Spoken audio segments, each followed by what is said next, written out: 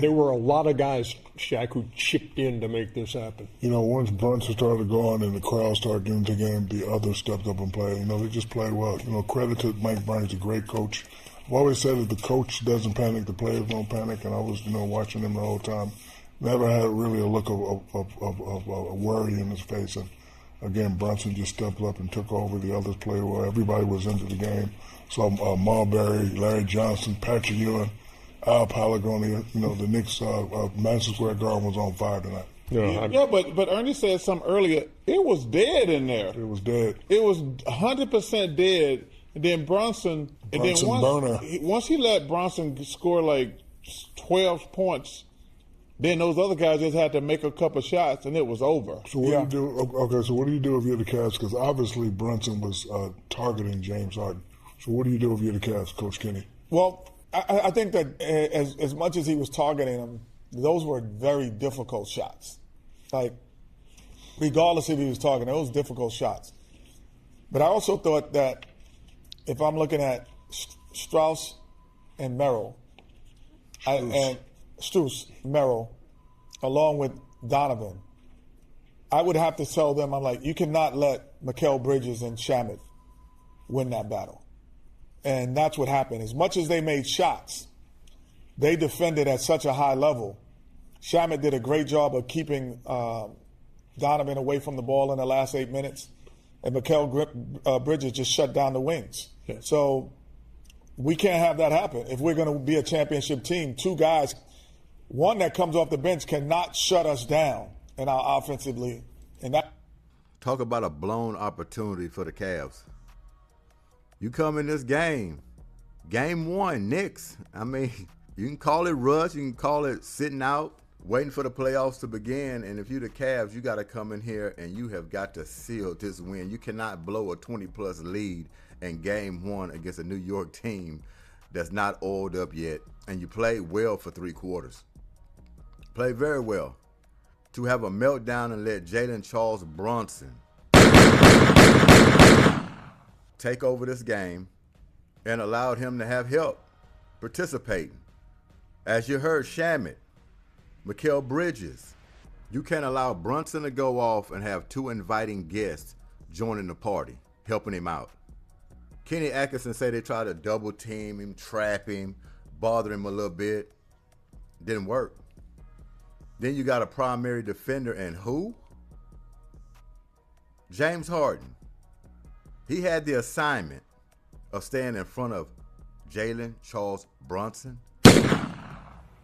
He had no chance. James Harden showed up with a pocket knife to a gunfight. Jalen Brunson showed up, unloaded the clip, shot James Harden down. And I'm talking about straight line bullets to the rim. Blown opportunity. How can you recover? Obviously a must win tonight. You lose this one, you lose the series, my opinion. No, it can be a long series, but you go down 0-2, heading back to Cleveland. I don't see how you recover.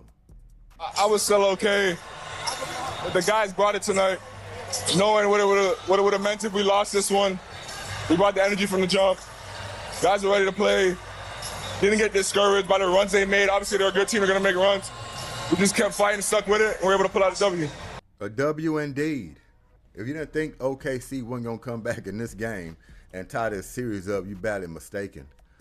They're champs for a reason. It's going to take care of home court. Spurs had their chances. I think they were within 5 at one point. They just couldn't get over the hump. Wemby was a slight effective than he was in game one. Obviously, if you want to say slight, 21 and 17 and 6 assists, 4 blocks. If that's slight for him, then yeah, you have something special. But he had help. He didn't have to just go off, and he rarely does go off. It's a team concept. He's going to get his numbers, but you rarely going to see him 38, 40. Every once in a while, they have those breakout games, but this is a full team effort. 22 was brought in by Devin Vassell himself. 6 for 12, 4 rebounds. You had Stephon Castle do what he do all the time, 25 points, 10 for 17 from the field, 5 rebounds, 8 assists. but he's still plagued by those turnovers. He had 11 turnovers in game 1. He has 9 here. That's crucial. And you know what they always say with OKC, you can't turn over the basketball. Those are instant points. You're not going to win. Can't win. Turning over the basketball. He's going to have to clean that up.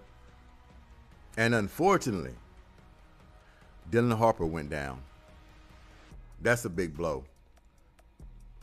So the Spurs find themselves in a situation. They still didn't come out of it. Nobody's going to whine for them. OKC, they got their guy out. J-Dub. And that is a big factor. They can win without him, but he's still a big factor, especially when you get down to finals, conference finals, and going to the finals. You want J-Dub in there to seal the deal. So they're missing a great piece for that team. If the San Antonio Spurs cut down on this single-player turnover problem, they're going to give themselves a chance in every game in this series to win.